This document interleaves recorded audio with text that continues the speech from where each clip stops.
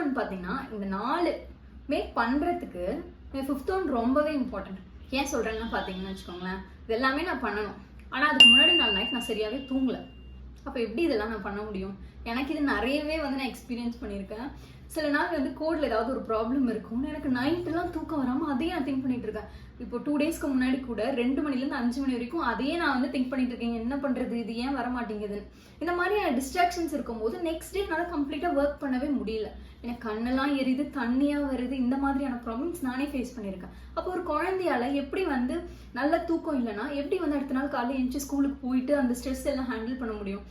குழந்தைக்கு அதுவே ஸ்ட்ரெஸ் தானே, கரெக்ட் தானே? ஸோ நைட்டு 9 மணிக்கு மேலே எதுவுமே பண்ணாதீங்க, இல்லைன்னா 10 மணி அதுக்குள்ளே குழந்தைய தூங்க விட்டுருணும்.